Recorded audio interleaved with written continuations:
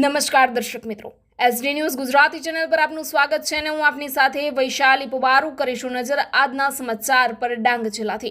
ડાંગ એસપીના અધ્યક્ષ સ્થાને યોજાય પોલીસ અને પ્રેસની ચર્ચાની વાતો।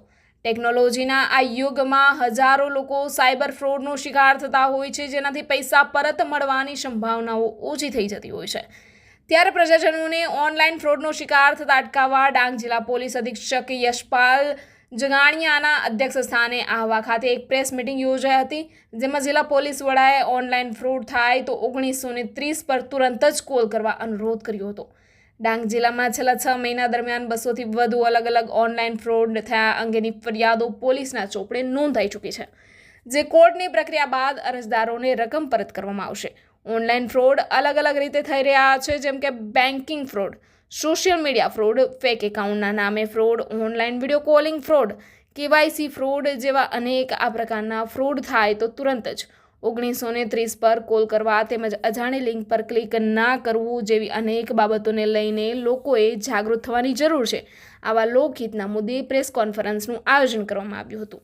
રિપોર્ટર સુશીલ પવાર સાથે હું વૈશાલી પુબારુ, ડાંગથી, SD news Gujarati. Gujarat police દ્વારા સાયબર ક્રાઇમના વિક્ટીમો માટે 1930 નંબરની હેલ્પલાઇન શરૂ કરવામાં આવી છે, જે અંતર્ગત સાયબર ક્રાઇમમાં કોઈપણ વ્યક્તિના નાણાં ગયા હોય તો તે આ હેલ્પલાઇન પર કોલ કરી એ નાણાંને ફ્રીઝ કરાવી શકે છે અને બાદમાં યોગ્ય કાર્યવાહી દ્વારા એ નાણાં પરત મેળવી શકે છે।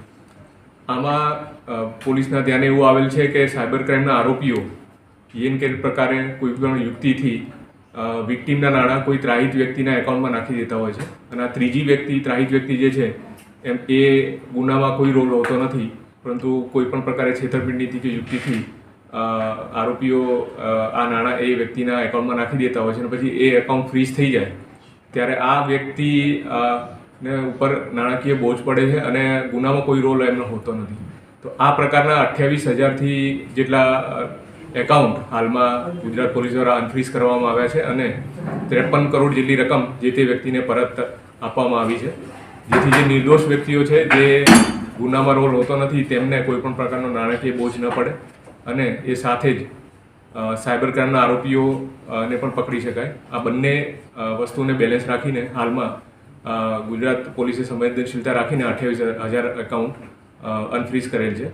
સાથે જ પોલીસ તરફથી એ અપીલ પર કરવામાં આવે છે કે કોઈપણ આ પ્રકારના અકાઉન્ટ જેના ફ્રીઝ થયા હોય અને એમને લાગતું હોય કે ભૂલથી એમનો કોઈ રોલ નથી અને ભૂલથી આ અકાઉન્ટ ફ્રીઝ થઈ ગયા છે તો તે એમની રજૂઆત પોલીસ સમક્ષ કરી શકે છે।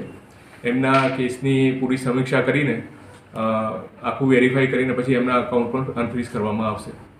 ડાંગ પોલીસની વાત કરીએ તો છેલ્લા 1 વર્ષમાં 6 જેટલા ગુના સાયબર ક્રાઇમના નોંધાયા છે અને 200થી વધુ સાયબર ક્રાઇમની અરજીઓનો નિકાલ કરવામાં આવ્યો છે અને 4 લાખ જેટલા નાણાં અનફ્રીઝ કરીને ભોગ બનનારને પરત આપવામાં આવે છે।